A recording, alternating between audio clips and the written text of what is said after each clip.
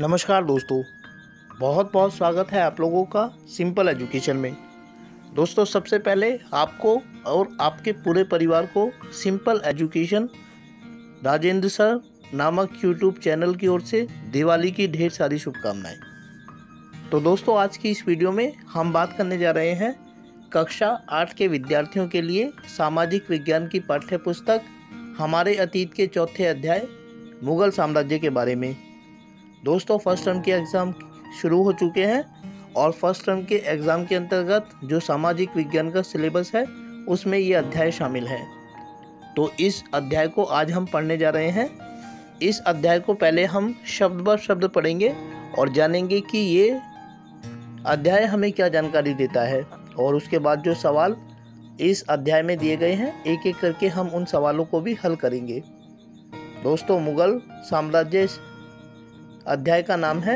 ये वही मुगल हैं जिन्होंने हिंदुस्तान में लाल किला, ताजमहल, चांदनी चौक जैसे इमारत और शहरों का निर्माण किया था और भारत में एक ऐसे युग की शुरुआत की थी जिसके बाद भारत का परचम पूरी दुनिया में लहराने लगा था। तो चलिए अब हम आगे बढ़ते हैं और पढ़ते हैं इस अध्याय को शब्द ब शब्द और जानते हैं कि क्या जानकारी देता है हमें यह अध्याय। मध्यकाल में किसी भी शासक के लिए भारतीय उपमहाद्वीप जैसे बड़े क्षेत्र पर, जहां लोगों एवं संस्कृतियों में इतनी अधिक विविधताएं हों, शासन कर पाना अत्यंत ही कठिन कार्य था।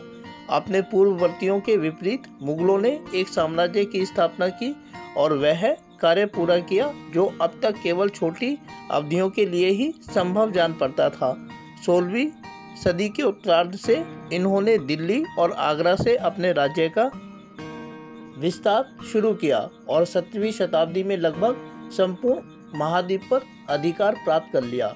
उन्होंने प्रशासन के ढांचे तथा शासन संबंधी जो विचार लागू किए वे उनके राज्य के पतन के बाद भी टिके रहे।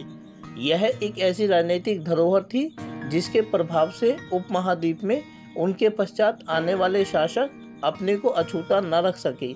आज भारत के प्रधानमंत्री स्वतंत्रता दिवस पर मुगल शासकों के निवास स्थान दिल्ली के लाल किले की प्राचीर से राष्ट्र को संबोधित करते हैं। दोस्तों, इस पैराग्राफ के यदि स्पष्टीकरण की बात करें तो इसमें यह बताया गया है कि भारत एक बड़ा देश है और उसके ऊपर शासन कर पाना बहुत ही कठिन कार्य था, क्योंकि ये धर्म, जाति, भाषा आदि के आधार पर विविधताओं से भरा हुआ देश था। लेकिन इस असंभव कार्य को संभव करके दिखाया मुगलों ने, और मुगलों ने जिस साम्राज्य की स्थापना की, जो आदर्श स्थापित किए, वो उनके बाद भी टिके रहे। उन्होंने जो परंपराएं उस समय स्थापित की वो उनके पतन के बाद भी भारत में बनी रही। भारत में मुगलों ने जिस लाल किले की स्थापना की थी, जो मुगलों का निवास स्थान भी हुआ करता था दिल्ली में, वहीं से आज भारत के प्रधानमंत्री हर स्वतंत्रता दिवस पर देश को संबोधित करते हैं। दोस्तों, नीचे आप लाल किले का एक चित्र देख सकते हैं। उसके बाद अगला पैराग्राफ है मुगल कौन थे, अर्थात मुगलों की उत्पत्ति क्या थी, उनका जन्मीय आधार क्या था। मुगल दो महान शासक वंशों के वंशज थे। माता की ओर से वे मंगोल शासक चंगेज खान, जो चीन और मध्य के कुछ भागों पर राज करता था, के उत्तराधिकारी थे। पिता की ओर से वे ईरान, इराक एवं वर्तमान तुर्की के शासक तैमूर, जिसकी मृत्यु 1404 ईस्वी में हुई, के वंशज थे। परंतु मुगल अपने आप को मुगल या मंगोल कहलवाना पसंद नहीं करते थे। ऐसा इसलिए था क्योंकि चंगेज खान से जुड़ी स्मृतियां सैकड़ों व्यक्तियों के नरसंहार से संबंधित थी। यही स्मृतियां मुगलों के प्रतियोगियों उज़्बेकों से भी संबंधित थी। दूसरी तरफ मुगल तैमूर के वंशज होने पर गर्व का अनुभव करते थे, ज़्यादा इसलिए क्योंकि उनके इस महान पूर्वज ने 1398 में दिल्ली पर कब्जा कर लिया था। तो दोस्तों, अगर मुगलों की उत्पत्ति के बारे में बात करें तो ये दो मिश्रित शासकों की संतान थे। पिता की ओर से ये तैमूर के वंशज थे और माता की ओर से ये चंगेज खान के वंशज थे। चंगेज खान एक बहुत बड़ा शासक माना जाता था मध्यकाल का, जिसके साथ हर व्यक्ति अपना रिश्ता जोड़ना चाहता था हर बड़ा शासक। ये कहा जाता है कि खुद तैमूर ने भी चंगेज़ खान के राजघराने की एक राजकुमारी से विवाह किया था और अपने आप को गुरेगेन की उपाधि दी थी। गुरेगेन का मतलब होता है शाही दामाद मंगोल भाषा में। लेकिन मंगोल जो मुग़ल थे वो अपने आप को कभी भी चंगेज़ खान के नाम से संबोधित नहीं करवाना चाहते थे। ऐसा इसलिए था कि चंगेज़ खान का जो नाम था वो अनेक लोगों के कत्लेआम से जुड़ा हुआ था। ये कहा जाता था कि चंगेज़ खान जिस स्थान पर भी हमला करता था वहाँ वह बड़ा नरसंहार करता था और खूब लूटपाट करता था। इसीलिए मुग़ल अपने आप को चंगेज़ खान के नाम से नहीं जोड़ना चाहते थे। इसके स्थान पर वे तैमूर के साथ अपने नाम को जोड़ना चाहते थे, क्योंकि तैमूर ने 1398-99 में दिल्ली के ऊपर अधिकार कर लिया था। इसीलिए जब भारत में उन्होंने मुग़ल वंश की स्थापना की तो इसलिए भी उन्होंने भारत को अपनी भूमि माना, क्योंकि वे मानते थे कि ये उनकी पैतृक ज़मीन है जो उनके पूर्वजों के अधीन थी। तो चलिए दोस्तों आगे बढ़ते हैं। क्या यह चित्र दिखाता है कि मुग़ल राजत्व का दावा जन्मसिद्ध अधिकार के रूप में करते थे? इस चित्र में हम देख सकते हैं कि मुग़ल बादशाह बाबर है और उसके इर्द गिर्द अन्य मुग़ल शासक बैठे हुए हैं।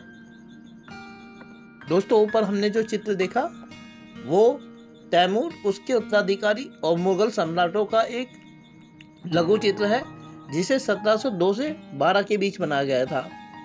मध्य में तैमूर और उसकी दाहिनी ओर उसका पुत्र मीरान शाह है, जो प्रथम मुग़ल सम्राट बाबर का लकड़ दादा था। और उसके बाद अबू सैद है जो बाबर के दादा। तैमूर की बाई ओर सुल्तान मोहम्मद मिर्ज़ा बाबर के परदादा और उमर शेख बाबर के पिता हैं। तैमूर के दाहिनी ओर तीसरे, चौथे और पांचवें व्यक्ति मुग़ल सम्राट बाबर, अकबर और शाहजहां हैं और उसकी दाईं ओर उसी और क्रम में हुमायूं, जहांगीर और औरंगजेब हैं। उन्होंने अपनी वंशावली का प्रदर्शन चित्र बनवाकर किया। प्रत्येक मुग़ल शासक ने तैमूर के साथ अपना चित्र बनवाया। चित्र 1 को देखिए और जो तैमूर और मुग़लों की समूह में तस्वीर प्रस्तुत करता है। तो दोस्तों जितने भी मुग़ल शासक हुए उन्होंने अपने आप को तैमूर के साथ चित्रित करवाया, क्योंकि तैमूर एक बड़ा शासक था मध्यकाल का और वो दिखाना चाहते थे कि वंश परंपरा के आधार पर वो किस वंश से आते हैं। मुग़ल सैन्य अभियान। प्रथम मुग़ल शासक बाबर 1526 से 30 ने जब 1494 में फरगाना राज्य का उत्तराधिकार प्राप्त किया तो उसकी उम्र केवल 12 वर्ष की थी। मंगोलों की दूसरी शाखा उज़्बेकों के आक्रमण के कारण उसे अपनी पैतृक गद्दी छोड़नी पड़ी। अनेक वर्षों तक भटकने के बाद उसने 1504 में काबुल पर कब्जा कर लिया। उसने 1526 में दिल्ली के सुल्तान इब्राहिम लोदी को पानीपत में हराया और दिल्ली और आगरा को अपने कब्जे में कर लिया। एक चित्र देख सकते हैं दोस्तों आपने, जिसमें घोड़े पर और हाथियों पर सवार मुग़ल सेना सैनिक अभियान के लिए जाती हुई दिखाई गई है। तालिका 1 में मुग़लों के प्रमुख सैन्य अभियानों को दिखाया गया है। इसे ध्यान से पढ़िए। क्या आप इस लंबे घटनाक्रम में कोई पुनरावृत्ति ढूंढ सकते हैं? उदाहरण के लिए आप यह गौर करेंगे कि अफगान मुग़ल सत्ता के लिए तात्कालिक खतरा थे। मुग़लों और अहोम अध्याय 7, सिखों अध्याय 8 और 10 एवं मेवाड़ और मारवाड़ अध्याय 9 के संबंधों पर भी गौर करें। सफाविद ईरान से अकबर और हुमायूं के संबंधों में क्या अंतर था? क्या औरंगजेब के शासनकाल में गोलकुंडा और बीजापुर के अधिग्रहण से दक्कन में युद्ध का अंत हो पाया? युद्ध में प्रयोग होने वाले बारूद की तकनीक भारत में 14वीं शताब्दी में लाई गई। आग्नेयास्त्रों के लिए इसका प्रयोग सबसे पहले गुजरात, मालवा और दक्कन जैसे प्रदेशों में हुआ एवं आरंभिक 16वीं शताब्दी में बाबर द्वारा इसका प्रयोग किया गया। दोस्तों इसके नीचे जो चित्र दिया गया है उसमें आप तोप के प्रयोग को देख सकते हैं। भारत में तोप का प्रयोग सबसे पहले मध्यकाल में बाबर के द्वारा ही किया गया था। सबसे पहले इसका जो प्रयोग था वो गुजरात, मालवा और दक्कन में किया गया था और उसके बाद बाबर के द्वारा पानीपत के प्रथम युद्ध में इस अस्त्र का इस्तेमाल किया गया था। दोस्तों जो चित्र दिया गया है उसके बारे में लिखा है कि 16वीं शताब्दी के युद्धों में तोप और गोलाबारी का पहली बार इस्तेमाल हुआ। बाबर ने इसका पानीपत की पहली लड़ाई में प्रभावी ढंग से प्रयोग किया। दोस्तों, ऊपर हमने जो चित्र देखा वो तैमूर, उसके उत्तराधिकारी और मुगल सम्राटों का एक लघु चित्र है जिसे 1702 से 12 के बीच बनाया गया था। मध्य में तैमूर और उसकी दाहिनी ओर उसका पुत्र मीरान शाह है, जो प्रथम मुगल सम्राट बाबर का लकड़ दादा था। और उसके बाद अबू सैद है, जो बाबर के दादा। तैमूर की बाई ओर सुल्तान मोहम्मद मिर्जा, बाबर के परदादा, और उमर शेख बाबर के पिता हैं। तैमूर के दाहिनी ओर तीसरे, चौथे और पांचवें व्यक्ति मुगल सम्राट बाबर, अकबर और शाहजहां हैं, और उसकी दाईं ओर उसी और क्रम में हुमायूं, जहांगीर और औरंगजेब हैं। उन्होंने अपनी वंशावली का प्रदर्शन चित्र बनवाकर किया। प्रत्येक मुगल शासक ने तैमूर के साथ अपना चित्र बनवाया।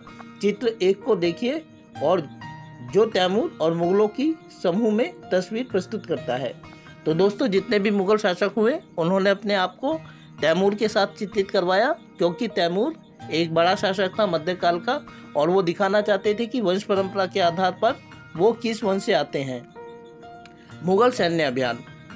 प्रथम मुगल शासक बाबर 1526 से 30 ने जब 1494 में फरगाना राज्य का उत्तराधिकार प्राप्त किया तो उसकी उम्र केवल 12 वर्ष की थी। मंगोलों की दूसरी शाखा उज़्बेकों के आक्रमण के कारण उसे अपनी पैतृक गद्दी छोड़नी पड़ी। अनेक वर्षों तक भटकने के बाद उसने 1504 में काबुल पर कब्जा कर लिया। उसने 1526 में दिल्ली के सुल्तान इब्राहिम लोदी को पानीपत में हराया और दिल्ली और आगरा को अपने कब्जे में कर लिया। एक चित्र देख सकते हैं दोस्तों आपने, जिसमें घोड़े पर और हाथियों पर सवार मुगल सेना सैनिक अभियान के लिए जाती हुई दिखाई गई है। तालिका 1 में मुगलों के प्रमुख सैन्य अभियानों को दिखाया गया है। इसे ध्यान से पढ़िए। क्या आप इस लंबे घटनाक्रम में कोई पुनरावृत्ति ढूंढ सकते हैं? उदाहरण के लिए आप यह गौर करेंगे कि अफगान मुगल सत्ता के लिए तात्कालिक खतरा थे। मुगलों और अहोम अध्याय 7, सिखों अध्याय 8 और 10 एवं मेवाड़ और मारवाड़ अध्याय 9 के संबंधों पर भी गौर करें। सफाविद ईरान से अकबर और हुमायूं के संबंधों में क्या अंतर था? क्या औरंगजेब के शासनकाल में गोलकुंडा और बीजापुर के अधिग्रहण से दक्कन में युद्ध का अंत हो पाया? युद्ध में प्रयोग होने वाले बारूद की तकनीक भारत में 14वीं शताब्दी में लाई गई। आग्नेयास्त्रों के लिए इसका प्रयोग सबसे पहले गुजरात, मालवा और दक्कन जैसे प्रदेशों में हुआ एवं आरंभिक 16वीं शताब्दी में बाबर द्वारा इसका प्रयोग किया गया। दोस्तों, इसके नीचे जो चित्र दिया गया है उसमें आप तोप के प्रयोग को देख सकते हैं। भारत में तोप का प्रयोग सबसे पहले मध्यकाल में बाबर के द्वारा ही किया गया था। सबसे पहले इसका जो प्रयोग था वो गुजरात, मालवा और दक्कन में किया गया था, और उसके बाद बाबर के द्वारा पानीपत के प्रथम युद्ध में इस अस्त्र का इस्तेमाल किया गया था। दोस्तों, जो चित्र दिया गया है उसके बारे में लिखा है कि 16वीं शताब्दी के युद्धों में तोप और गोलाबारी का पहली बार इस्तेमाल हुआ। बाबर ने इसका पानीपत की पहली लड़ाई में प्रभावी ढंग से प्रयोग किया।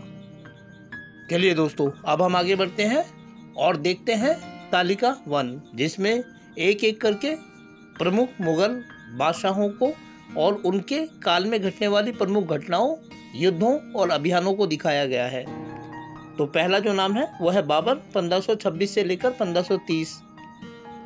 बाबर ने 1526 में पानीपत के मैदान में इब्राहिम लोदी एवं उसके अफगान समर्थकों को हराया। 1527 में खानवा में राणा सांगा, राजपूत राजाओं और उनके समर्थकों को हराया। 1528 में चंदेरी में राजपूतों को हराया। अपनी मृत्यु से पहले दिल्ली और आगरा में मुगल नियंत्रण स्थापित किया। हुमायूं 1530 से 40 एवं 1555 से 56।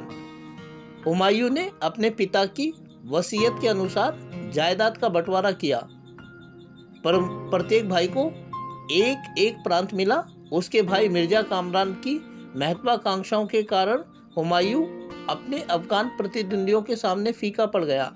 शेर खान ने हुमायूं को 2 बार हराया, 1539 में चौसा में और 1540 में कन्नौज में। इन पराजयों ने उसे ईरान की ओर भागने को बाध्य किया। दोस्तों, हुमायूं बाबर का पुत्र था और अपने पिता की इच्छा के अनुसार उसने अपना साम्राज्य अपने 4 भाइयों में विभाजित कर दिया था। उसका जो प्रतिद्वंदी था वो शेर शाह सूरी था, जिसको यहाँ शेर खान के रूप में दिखाया गया है। शेर शाह सूरी ने हुमायूं को 2 बार 1539 में चौसा के युद्ध में और 1540 में कन्नौज के युद्ध में पराजित किया। इन पराजयों के कारण उसे ईरान में भागकर शरण लेनी पड़ी। ईरान में हुमायूं ने सफाविद शाह की मदद ली। उसने 1555 में दिल्ली पर पुनः कब्जा कर लिया, परंतु उससे अगले वर्ष इस इमारत में एक दुर्घटना में उसकी मृत्यु हो गई। 1555 ईस्वी में हुमायूं ने सफाविद शाह की मदद से, जो ईरान के शासक थे, दिल्ली पर पुनः कब्जा किया और दिल्ली में जो पुराना किला है वहाँ पर अगले वर्ष पुस्तकालय की सीढ़ियों से गिरने के कारण उनकी मृत्यु हो गई। नीचे जो चित्र देख रहे हैं ये मुगल बादशाह अकबर का है। अकबर 1556 से 1605, 13 वर्ष की अल्पायु में अकबर सम्राट बना। उसके शासनकाल को 3 अवधियों में विभाजित किया जा सकता है। 1556 और 1570 के मध्य अकबर अपने संरक्षक बैराम खान और अपने घरेलू कर्मचारियों से स्वतंत्र हो गया। उसने सूरी और अन्य अफगानों, निकटवर्ती राज्यों मालवा और गोंडवाना तथा अपने सौतेले भाई मिर्जा हाकिम और उज्बेकों के विद्रोह को दबाने के लिए सैन्य अभियान चलाए। 1568 में सिसोदिया की राजधानी चित्तौड़ और 1569 में रणथंभौर पर कब्जा कर लिया। उसका दूसरा चरण 1570 और 1585 के मध्य गुजरात के विरुद्ध सैनिक अभियान हुए। इन अभियानों के पश्चात उसने पूर्व में बिहार, बंगाल और उड़ीसा में अभियान चलाए, जिन्हें 1579-80 में मिर्जा हाकिम के पक्ष में हुए विद्रोह ने और जटिल कर दिया। तीसरा जो चरण था वो 1585 से 1605 के मध्य था। अकबर के साम्राज्य का विस्तार हुआ। उत्तर पश्चिम में अभियान चलाए गए। सफाविदों को हराकर कांधार पर कब्जा किया गया और कश्मीर को भी जोड़ लिया गया। मिर्जा हाकिम की मृत्यु के पश्चात काबुल को भी उसके अपने राज्य में मिला लिया। दक्कन में अभियानों की शुरुआत हुई और बरार, खानदेश और अहमदनगर के कुछ हिस्सों को भी उसने अपने राज्य में मिला लिया। अपने शासन के अंतिम वर्षों में अकबर की सत्ता राजकुमार सलीम के विद्रोहों के कारण लड़खड़ाई। यही सलीम आगे चलकर सम्राट जहांगीर कहलाया। दोस्तों, नीचे एक चित्र दिया गया है जिसमें हम जहांगीर को देख सकते हैं, जो तख्ते ताज पर बैठा हुआ है मुगल साम्राज्य के सिंहासन पर। उसके नीचे है जहांगीर। 1605 से 27 जहांगीर ने अकबर के सैन्य अभियानों को आगे बढ़ाया। मेवाड़ के सिसोदिया शासक अमर सिंह ने मुगलों की सेवा स्वीकार की। उसके बाद सिखों, अहोमों और अहमदनगर के खिलाफ अभियान चलाए गए, जो पूर्णतः सफल नहीं हुए। जहांगीर के शासन के अंतिम वर्षों में राजकुमार खुर्रम, जो बाद में सम्राट शाहजहां कहलाया, ने विद्रोह किया। जहांगीर की पत्नी नूरजहां ने शाहजहां को हाशिए पर धकेलने के प्रयास किए, जो असफल रहे। नीचे दोस्तों आप मुगल बादशाह शाहजहां का एक चित्र देख सकते हैं। शाहजहां 1627 से 1658। दक्कन में शाहजहां के अभियान जारी रहे। अफगान अभिजात खान जहान लोदी ने विद्रोह किया और वह पराजित हुआ। अहमदनगर के विरुद्ध अभियान हुआ, जिसमें बुंदेलों की हार हुई और ओरछा पर कब्जा कर लिया गया। उत्तर पश्चिम में बल्ख पर कब्जा करने के लिए उज्बेकों के विरुद्ध अभियान हुआ, जो असफल रहा। परिणाम स्वरूप कंधार सफाविदों के हाथ में चला गया। 1632 में अंततः अहमदनगर को मुगलों के राज्य में मिला लिया गया और बीजापुर की सेनाओं ने सुलह के लिए निवेदन किया।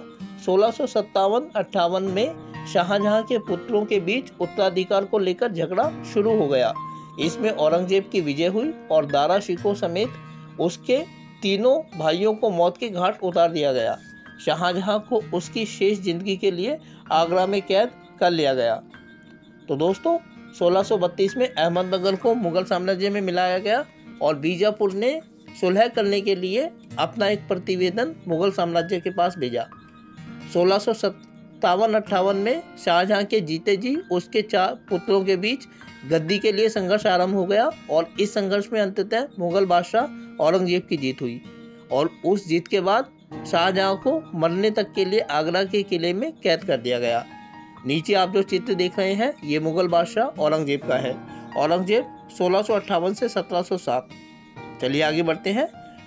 1663 में उत्तर पूर्व में अहोमों की पराजय हुई, परंतु उन्होंने 1680 में पुनः विद्रोह कर दिया। उत्तर पश्चिम में यूसुफजई और सिखों के विरुद्ध अभियानों को अस्थायी सफलता मिली। मारवाड़ के राठौर राजपूतों ने मुगलों के खिलाफ विद्रोह किया। इसका कारण था उनकी आंतरिक राजनीति और उत्तराधिकार के मसलों में मुगलों का हस्तक्षेप। मराठा सरदार शिवाजी के विरुद्ध मुगल अभियान प्रारंभ में सफल रहे, परंतु औरंगजेब ने शिवाजी का अपमान किया और शिवाजी आगरा स्थित मुगल कैदखाने से भाग निकले। उन्होंने अपने को स्वतंत्र शासक घोषित करने के पश्चात मुगलों के विरुद्ध पुनः अभियान चलाए। राजकुमार अकबर ने औरंगजेब के विरुद्ध विद्रोह किया, जिसमें उसे मराठों और दक्कन की सल्तनत का सहयोग मिला। अंततः वह सफाविद ईरान भाग गया। अकबर के विद्रोह के पश्चात औरंगजेब ने दक्कन के शासकों के विरुद्ध सेनाएं भेजी। 1685 में बीजापुर और 1687 में गोलकुंडा को मुगलों ने अपने राज्य में मिला लिया। 1698 में औरंगजेब ने दक्कन में मराठों को छापामार पद्धति का उपयोग कर रहे थे के विरुद्ध अभियान का प्रबंध स्वयं किया। औरंगजेब को उत्तर भारत में सिखों, जाटों और सतनामियों, उत्तर पूर्व में अहोमों और दक्कन में मराठों के विद्रोह का सामना करना पड़ा। उसकी मृत्यु के पश्चात उत्तराधिकार के लिए युद्ध शुरू हो गया। उत्तराधिकार की मुगल परंपराएं। मुगल ज्येष्ठाधिकार के नियम में विश्वास नहीं करते थे, जिसमें ज्येष्ठ पुत्र अपने पिता की राज्य का उत्तराधिकारी होता था। इसके विपरीत उत्तराधिकार में वे शहदायात की मुगल और तैमूर वंशों की प्रथा को अपनाते थे, जिसमें उत्तराधिकार का विभाजन समस्त पुत्रों में कर दिया जाता था। तालिका 1 में दिए गए रंगीन उद्धरणों को पढ़िए और मुगल राजकुमारों के विद्रोह से जुड़े प्रमाणों पर गौर कीजिए। आपके अनुसार उत्तराधिकार का कौन सा तरीका सही था, ज्येष्ठाधिकार या शहदायात? दोस्तों, मुगल उत्तराधिकार के संबंध में जैसा कि हिंदू समयों में प्रचलित था कि बड़े पुत्र को राजा का उत्तराधिकार मिल जाता था और बड़े पुत्र को राजा की मृत्यु के बाद राजा बनाया जाता था, लेकिन मुगल इस वंश की परंपरा को नहीं मानते थे। वो मुगल और तैमूर वंशों की प्रथा को मानते थे, जिसको शहदायात कहा जाता था। इसके अंतर्गत ये होता था कि पिता द्वारा बनाया गया साम्राज्य समस्त पुत्रों में विभाजित कर दिया जाता था। लेकिन भारत में मुगल वंश के काल के अंतर्गत ये हुआ कि साम्राज्य को विभिन्न भाइयों में बांटने के स्थान पर कोई एक पुत्र ही उस पर अपना अधिकार स्थापित करना चाहता था और इसके लिए बाकी भाइयों के साथ युद्ध होता था और उन्हें रास्ते से हटा दिया जाता था। इसीलिए उत्तराधिकार का युद्ध हम अनेक राजवंशों में मुगल शासकों के शासनकाल में देखते हैं। औरंगजेब के समय में भी ये हुआ, शाहजहां के शासनकाल में भी हुआ और पिता के शासनकाल में ही पुत्रों ने अपने पिता की गद्दी के विरुद्ध विद्रोह भी किया। चलिए दोस्तों आगे बढ़ते हैं। ऊपर जो आप मानचित्र देख रहे हैं ये 1605 में अकबर के समय में था और इसमें हमें उन स्थानों को देख सकते हैं जो अकबर की मृत्यु तक मुगल साम्राज्य का हिस्सा बन चुके थे, विभिन्न नीतियों के द्वारा जिनको मुगल साम्राज्य में शामिल कर लिया गया था। राजपूतों के साथ मुगलों की शादियाँ, अर्थात मुगल भारत के वो शासक थे जिन्होंने मुगल बादशाहों के साथ वैवाहिक संबंध स्थापित किए। तो कैसे ये परंपरा शुरू हुई, आइए जानते हैं। जहांगीर की मां कछवा की राजकुमारी थी। वह अंबर यानी वर्तमान में जयपुर के राजपूत शासक की पुत्री थी। शाहजहां की मां एक राठौर राजकुमारी थी। वह मारवाड़ यानी जोधपुर के राजपूत शासक की पुत्री थी। मुगलों के अन्य शासकों के साथ संबंध, तालिका 1 को फिर से देखें। आप सुन पाएंगे कि मुगलों ने उन शासकों के विरुद्ध लगातार अभियान किए जिन्होंने उनकी सत्ता को स्वीकार करने से इनकार कर दिया। जब मुगल शक्तिशाली हो गए तो अन्य कई शासकों ने स्वेच्छा से उनकी सत्ता स्वीकार कर ली। राजपूत इसका एक अच्छा उदाहरण है। अनेकों ने मुगल घराने में अपनी, यदि नज़दीक से हम देखें तो हम उन तमाम राज्यों को देख सकते हैं जो सन 1605 ईस्वी तक मुगल बादशाह अकबर की मृत्यु तक मुगल साम्राज्य के अंतर्गत शामिल हो चुके थे। पुत्रियों के विवाह करके उच्च पद प्राप्त किए, परंतु कईयों ने विरोध भी किया। मेवाड़ के सिसोदिया राजपूत लंबे समय तक मुगलों की सत्ता को स्वीकार करने से इनकार करते रहे, परंतु जब वे हारे तो मुगलों ने उनके साथ सम्मान्य व्यवहार किया और उन्हें उनकी जागीरें यानी वतन जागीर के रूप में वापस कर दी। दोस्तों, वतन जागीर क्या होता है इसके बारे में हम आगे बात करेंगे। पराजित करने परंतु अपमानित ना करने के बीच सावधानी से बनाए गए संतुलन की वजह से मुगल भारत के अनेक शासकों और सरदारों पर अपना प्रभाव बढ़ा पाए, परंतु इस संतुलन को हमेशा बरकरार रखना कठिन था। एक बार फिर तालिका 1 देखें। गौर करें कि जब शिवाजी मुगल सत्ता स्वीकार करने आए तो औरंगजेब ने उनका अपमान किया। इस अपमान का क्या परिणाम हुआ? इसका परिणाम यह हुआ कि मराठे मुगलों के शत्रु हो गए और औरंगजेब को अपनी जिंदगी का बाकी का आखिरी हिस्सा जो था वो दक्कन में मराठों के विरुद्ध संघर्ष में ही बिताना पड़ा। मनसबदार और जागीरदार। जैसे जैसे साम्राज्य में विभिन्न क्षेत्र सम्मिलित होते गए, वैसे वैसे मुगलों ने तरह तरह के सामाजिक समूहों के सदस्यों को प्रशासन में नियुक्त करना आरंभ किया। शुरू में ज़्यादातर सरदार तुर्की यानी तुरानी थे, लेकिन अब इस छोटे समूह के साथ साथ उन्होंने शासक वर्ग में ईरानियों, भारतीय मुसलमानों, अफगानों, राजपूतों, मराठों और अन्य समूह को भी सम्मिलित किया। मुगलों की सेवा में आने वाले नौकरशाह मनसबदार कहलाए। दोस्तों, स्पष्टीकरण की बात करते हैं। भारत में मुगल साम्राज्य जो स्थापित किया गया था वो एक बड़ा साम्राज्य था और अकेले मुगल शासक के लिए उस साम्राज्य के शासन को चलाना बड़ा मुश्किल था। इसीलिए उन्होंने अपने अधीन अनेक अधिकारी नियुक्त किए जिन्हें अमीर कहा जाता था। इन अमीरों को अपने क्षेत्र पर शासन करने के लिए भूमि का एक टुकड़ा दिया जाता था जिसे जागीर कहा जाता था, और जिस व्यक्ति को यह अधिकार दिया जाता था वो मनसबदार कहलाता था। मनसबदार को मुगल साम्राज्य की ओर से भूमि का एक टुकड़ा दिया जाता था जिस पर उसे शासन करना होता था और उसका पूरा प्रशासन देखना होता था। इस भूमि के टुकड़े से जो आमदनी होती थी उस आमदनी से उसे एक घुड़सवार सेना रखनी होती थी। जिस व्यक्ति को जितने का मनसब दिया जाता था उतने की ही घुड़सवार सेना उसको रखनी होती थी। जैसे कोई व्यक्ति 5000 ही मनसबदार है तो अपने नाम के अनुरूप उसे 5000 घुड़सवारों की एक सेना रखनी होती थी, और मुगल वंश के शासक को जब भी कभी इस सेना की आवश्यकता होती थी उसे मुगल शासक की सेवा में उसे प्रस्तुत करना होता था। तो ये मनसबदारी व्यवस्था थी।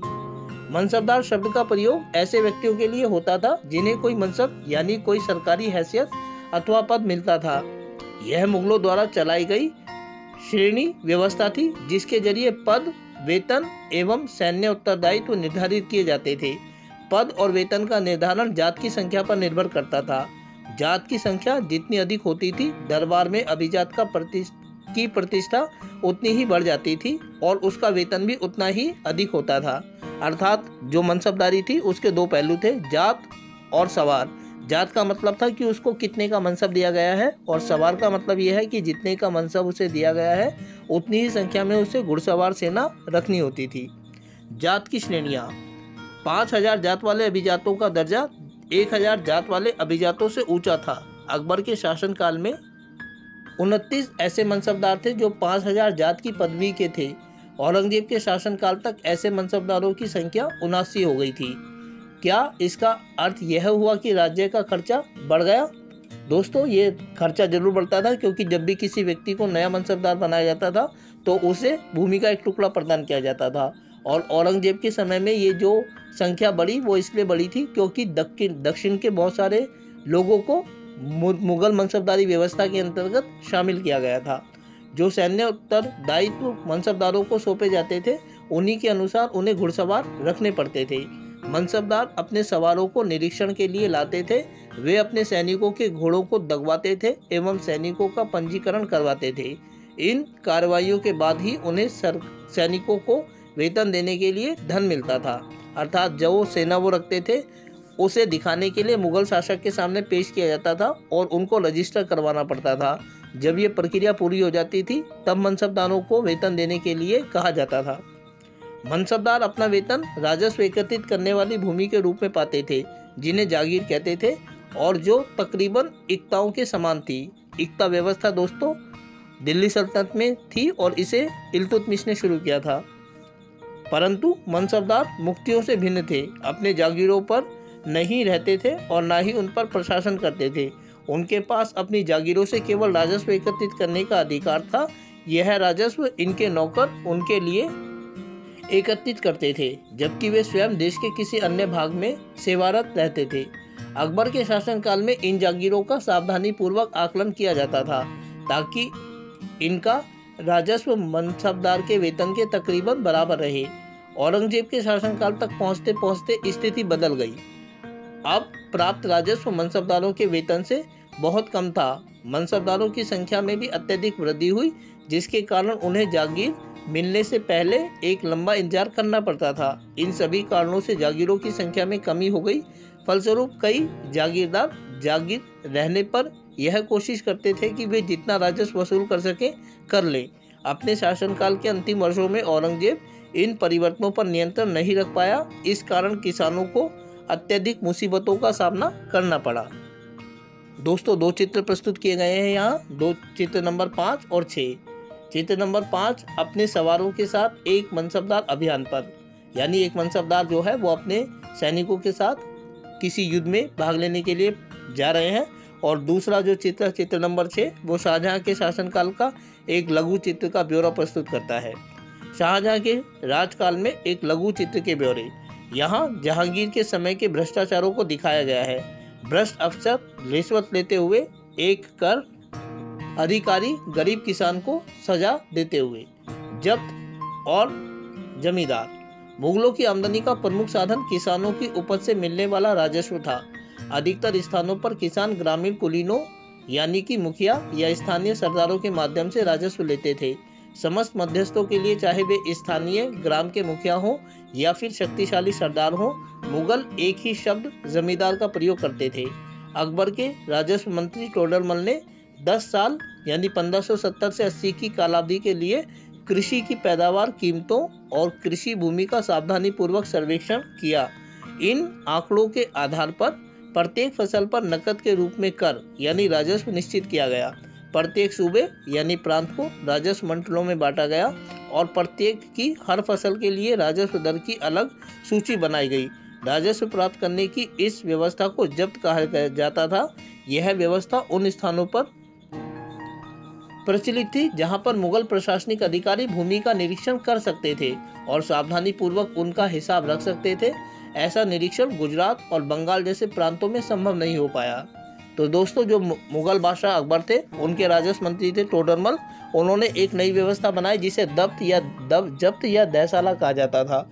इसके अंतर्गत विभिन्न प्रकार की फसलों के 10 वर्षों का जो रिकॉर्ड था उसका औसत निकाला जाता था और उसका नकद के रूप में एक हिस्सा राजस्व के रूप में निर्धारित कर दिया जाता था। लेकिन ये व्यवस्था उन्हीं स्थानों पर लागू हुई जहां मुगल अधिकारी आसानी से भूमि का सर्वेक्षण कर सकते थे और रिकॉर्ड रख सकते थे। जैसे गुजरात और बंगाल जैसे दूर के प्रांतों में यह व्यवस्था लागू कर पाना संभव नहीं था। कुछ क्षेत्रों में जमींदार इतने शक्तिशाली थे कि मुगल प्रशासकों द्वारा शोषण किए जाने की स्थिति में वे विद्रोह कर सकते थे। कभी कभी एक ही जाति के जमींदार और किसान मुगल सत्ता के खिलाफ मिलकर विद्रोह कर देते थे। 17वीं शताब्दी के आखिर में ऐसे किसान विद्रोहों ने मुगल साम्राज्य के स्थायित्व को चुनौती दी। अकबरनामा और आईने अकबरी। अकबर ने अपने करीबी मित्र और दरबारी अबुल फजल को आदेश दिया कि वह उसके शासनकाल का इतिहास लिखें। अबुल फजल ने यह इतिहास 3 जिल्दों में लिखा और उसका शीर्षक है अकबरनामा। पहली जिल्द में अकबर के पूर्वजों का बयान है और दूसरी अकबर के शासनकाल की घटनाओं का विवरण देती है। तीसरी जिल्द आईने अकबरी है। इसमें अकबर के प्रशासन, घराने, सेना, राजस्व और साम्राज्य के भूगोल का ब्यौरा मिलता है। इसमें समकालीन भारत के लोगों की परंपराओं और संस्कृतियों का भी विस्तृत वर्णन है। आईने अकबरी का सबसे रोचक आयाम है विविध प्रकार की चीज़ों यानी फसल, पैदावार, कीमतों, मजदूरी और राजस्व का सांख्यिकीय विवरण। दोस्तों मुगल जो थे वो अपने साथ इतिहास लेखन की एक परंपरा लेकर आए थे। स्वयं मुगल बादशाह बाबर, जिसने भारत में मुगल वंश की स्थापना की थी, उसने तुजकिए बाबर नामक अपनी आत्मकथा तुर्की भाषा में लिखी थी और इसी सिलसिले को आगे बढ़ाते हुए अकबर ने भी एक पुस्तक का लेखन करवाया, आईने अकबरी, जिसकी तीसरी जिल्द थी और इस पूरी पुस्तक का नाम अकबरनामा था, जिसे उसके दरबारी लेखक अबुल फजल ने तैयार किया था। और इस किताब में जो विभिन्न प्रकार की जानकारियां हमें भारत के बारे में है वो मिलती हैं न्यूमेरिकल ऑर्डर में। चलिए आगे बढ़ते हैं। एक चित्र दिया गया है जिसमें अबुल फजल से अकबरनामा लेते हुए अकबर, यानी कि जब अबुल फजल ने अकबरनामा को पूरा कर लिया तो वो अकबर को पेश की गई। इसी चित्र को एक चित्र के रूप में यहाँ दिखाया गया है। अकबर की नीतियाँ नज़दीक से एक नज़र। प्रशासन के मुख्य अभिलक्षण अकबर ने निर्धारित किए थे और इनका विस्तृत वर्णन अबुल फजल की अकबरनामा विशेषकर आईने अकबरी में मिलता है। अबुल फजल के अनुसार साम्राज्य कई प्रांतों में बटा हुआ था जिन्हें सूबा कहा जाता था। सूबों के प्रशासक सूबेदार कहलाते थे, जो राजनीतिक तथा सैनिक दोनों प्रकार के कार्यों का निर्वाह करते थे। प्रत्येक प्रांत में एक वित्तीय अधिकारी भी होता था जो दीवान कहलाता था। कानून और व्यवस्था बनाए रखने के लिए सूबेदार को अन्य अफसरों का सहयोग प्राप्त होता था, जैसे कि बख्शी जो सैनिक वेतनाधिकारी था, सदर जो धार्मिक और धर्मार्थ किए जाने वाले कार्य का मंत्री था, फौजदार जो सेना नायक था और कोतवाल जो नगर का पुलिस अधिकारी था। जहांगीर के दरबार पर नूरजहां का प्रभाव। मेहरुन्निसा ने 1611 में जहांगीर से विवाह किया और उसे नूरजहां का खिताब मिला। नूरजहां हमेशा जहांगीर के प्रति अत्यधिक वफादार रही और उसको समय समय पर सहयोग देती रही। नूरजहां के सम्मान में जहांगीर ने चांदी के सिक्के जारी किए, जिनमें एक और उसके स्वयं के खिताब उत्कीर्ण थे और दूसरी ओर यह वाक्य रानी बेगम नूरजहां के नाम से गढ़ा हुआ। बाई ओर दिया गया दस्तावेज नूरजहां द्वारा जारी किया गया आदेश यानी फरमान है। चौकोर मोहर बताती है उदात और महान महारानी नूरजहां पातशाह बेगम का आदेश।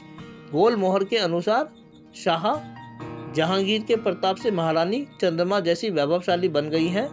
हम कामना करते हैं कि नूरजहां पातशाह इस युग की सर्वोत्तम महिला बने। दोस्तों, जो चित्र आपके सामने है वो नूरजहां का फरमान है और उसके बाद है मतान्धता।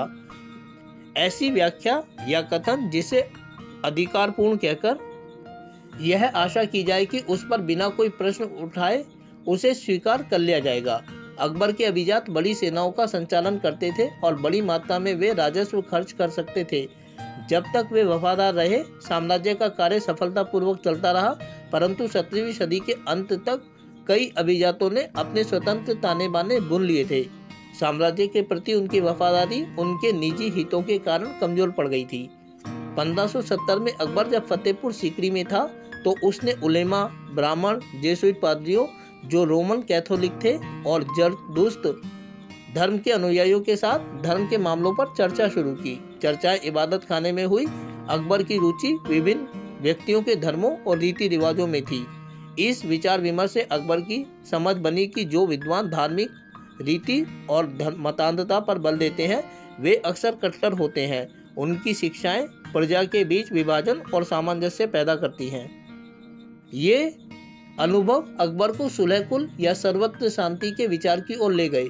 सहिष्णुता की यह धारणा विभिन्न धर्मों के अनुयायियों में अंतर नहीं करती थी, अपितु इसका केंद्र बिंदु थी नीति शास्त्र की एक व्यवस्था जो सर्वत्र लागू की जा सकती थी और जिसमें केवल सच्चाई, न्याय और शांति पर बल था। अर्थात दोस्तों, यहाँ पर सुलह-कुल या सर्वत्र शांति के सिद्धांत को प्रस्तुत किया गया है। 1575 में अकबर ने फतेहपुर सीकरी में एक व्यवस्था स्थापित की थी जिसे इबादत खाना कहा जाता था और इसमें वो विभिन्न धर्म के अनुयायियों को बुलाते थे और उनके विचारों को सुनते थे। ये जानना चाहते थे कि विभिन्न धर्मों में इंसानियत के बारे में, शांति के बारे में क्या बात की गई है, लेकिन उन्होंने देखा कि हर व्यक्ति अपने धर्म की बड़ाई करता है और दूसरे की बुराई करता है। इसकी वजह से वो विचलित हो गए और वो एक ऐसे सिद्धांत की ओर पहुँचे जिसे सुलह-कुल या सर्वत्र शांति का सिद्धांत कहा जाता है और जिसे बिना किसी भेदभाव के सभी लोग स्वीकार कर सके, हर जगह लागू किया जा सके। अबुल फजल ने सुलह-कुल के इस विचार पर आधारित शासन दृष्टि बनाने में अकबर की मदद की। शासन के इस सिद्धांत को जहांगीर और शाहजहां ने भी अपनाया। दोस्तों, नीचे एक चित्र दिया गया है इबादत खाने का, उसे आप देख सकते हैं। इबादत खाने में अकबर विभिन्न धर्मों के विद्वानों के साथ चर्चा करते हुए। इस चित्र में क्या आप जेसुइट पादरियों को पहचान सकते हैं? अकबर ने कई संस्कृत ग्रंथों के फारसी में अनुवाद कार्यों को संपन्न करवाया। इस उद्देश्य हेतु उन्होंने फतेहपुर सीकरी में एक मकतब खाना या अनुवाद ब्यूरो की स्थापना भी की। महाभारत, रामायण, लीलावती और योग वशिष्ठ जैसे कुछ उल्लेखनीय संस्कृत ग्रंथों को अनुवाद कार्य के लिए चुना गया। रज़्मनामा, जो महाभारत का फारसी अनुवाद है, में महाभारत की घटनाओं का विस्तृत चित्रांकन है। सुलह कुल, अकबर की सुलह कुल की नीति का उनके पुत्र जहांगीर ने इस प्रकार वर्णन किया है।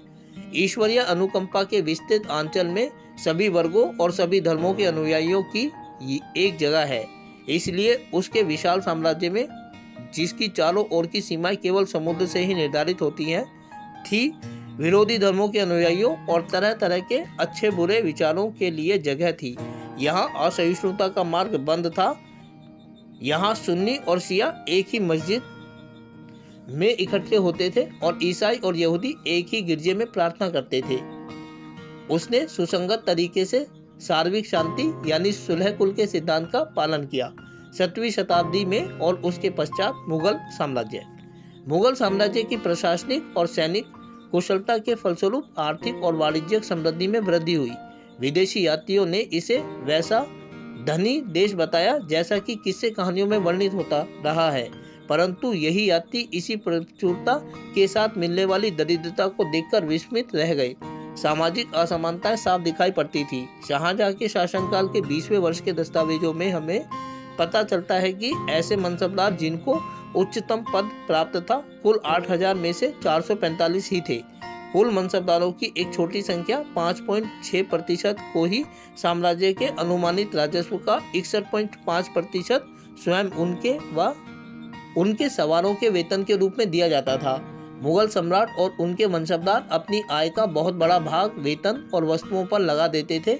इस खर्चे से शिल्पकारों और किसानों को लाभ होता था, चूंकि वे वस्तुओं और फसल की पूर्ति करते थे, परंतु राजस्व का भार इतना था कि प्राथमिक उत्पादकों यानी किसान और शिल्पकारों के पास निवेश के लिए बहुत कम धन बचता था। इनमें से जो बहुत गरीब थे, मुश्किल से ही पेट भर पाते थे। वे उत्पादन शक्ति बढ़ाने के लिए अतिरिक्त संसाधनों में औजारों और अन्य वस्तुओं में निवेश करने की बात सोच भी नहीं सकते थे। ऐसी अर्थव्यवस्था में ज़्यादा धनी किसान, शिल्पकारों के समूह, व्यापारी और महाजन ज़्यादा लाभ उठाते थे। मुगलों के कुलीन वर्ग के हाथों में बहुत धन और संसाधन थे, जिनके कारण 7वीं सदी के अंतिम वर्षों में अत्यधिक शक्तिशाली हो गए।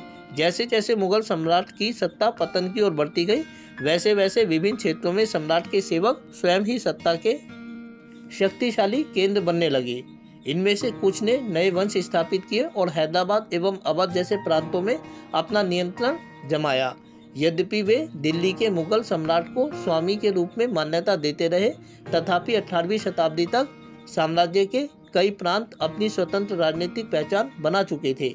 इनके बारे में हम 10वें अध्याय में विस्तार से चर्चा करेंगे। इसके बाद दोस्तों एक अन्य पैराग्राफ है, अन्यत्र राजा और रानियाँ, अर्थात जिस समय भारत में मुगल वंश था, उस समय दुनिया के बाकी हिस्सों में राजा रानियों की क्या स्थिति थी, इसके बारे में बताया गया है। 16वीं सदी में मुगलों के लगभग समकालीन संसार के विभिन्न भागों में भी कई महान राजा रानियां थे। इनमें ऑटोमन तुर्की के सुल्तान सुलेमान, जो 1520 से 66 के बीच थे, शामिल हैं। उसके राज में ऑटोमन राज्य का विस्तार यूरोप की ओर हुआ। उसने हंगरी को अपने राज्य के साथ मिला लिया और ऑस्ट्रिया को घेर लिया। उसकी फौजों ने बगदाद और इराक भी हथिया लिया। मोरक्को तक उत्तरी अमेरिका का बहुत सा हिस्सा ऑटोमन सत्ता को मानता था। सुलेमान ने ऑटोमन नौसेना का पुनर्गठन किया। पूर्वी भूमध्य सागर के इलाकों पर इस नौसेना के प्रभुत्व की वजह से स्पेन के साथ उसकी प्रतिस्पर्धा हुई। अरब सागर में इस नौसेना ने पुर्तगालियों को चुनौती दी। सम्राट को अल कानूनी यानी विधि निर्माता का खिताब दिया गया, क्योंकि उसके शासनकाल में बड़ी संख्या में नियम कानून बनाए गए थे। इन नियमों का लक्ष्य यह था कि बढ़ते हुए साम्राज्य के विभिन्न क्षेत्रों को ध्यान में रखते हुए प्रशासनिक तरीकों का मानकीकरण हो, ताकि किसानों को बेगार और भारी करों से बचाया जा सके। आगे चलकर 7वीं शताब्दी में ऑटोमन क्षेत्रों में जब सार्वजनिक व्यवस्था का पतन हुआ, तो सुलेमान कानूनी के काल को आदर्श शासन काल के रूप में याद किया जाने लगा। अकबर के अन्य समकालीन शासकों के बारे में पता लगाएं। इंग्लैंड की शासक थी रानी एलिजाबेथ, जो 1558 से 1603 के बीच थी। ईरान का सफाविद शासक शाह अब्बास, 1588 से 1629 के बीच, और इनसे कहीं ज़्यादा विवादास्पद रूसी शासक जार इवान प्रथम बैसिलिएविच 1530 से 84, जो इवान दी टेरिबल नाम से कुख्यात है। तो प्यारे बच्चों, ये था मुगल वंश पर आधारित अध्याय मुगल साम्राज्य, जो कक्षा 8 के विद्यार्थियों के लिए था। अब हम आगे बढ़ते हैं और देखते हैं इस अध्याय के प्रश्न उत्तर। पहला सवाल है मिलान सही जोड़े बनाएं, और इसमें जो लाल रंग से आप देख सकते हैं वो सवाल है, और उसके सामने जो नीले पेन से लिखा गया है वो उसके जवाब हैं। पहला है मनसब। मनसब का मतलब होता था पद। दूसरा है मंगोल, जो उज्बेक हैं उनके लिए इस्तेमाल किया गया है। तीसरा है सिसोदिया राजपूत, जो मेवाड़ से संबंधित थे। चौथा है राठौर राजपूत, जो कि मारवाड़ से संबंधित थे। नूरजहां, जो जहांगीर से संबंधित थी। और सूबेदार, जो गवर्नर होते थे प्रांतों के। इसके बाद खाली स्थान भरने के लिए है दोस्तों। खाली स्थान में जो लाल रंग से भरा हुआ आप देख रहे हैं वो उत्तर है, बाकी का प्रश्न है। तो पहला है डैश अकबर के सौतेले भाई मिर्जा हाकिम की राज्य की राजधानी थी। तो इस प्रकार इस सवाल का जवाब हुआ काबुल। दूसरा है दक्कन की 5 सल्तनतें बरार, खानदेश, अहमदनगर, बीजापुर और गोलकुंडा थी। इसमें जो बीजापुर और गोलकुंडा है वो हमें खाली स्थान में बनना है। तीसरा है यदि जाट एक मनसबदार के पद और वेतन का द्योतक था तो सवार उसके घुड़सवार को दिखाता था।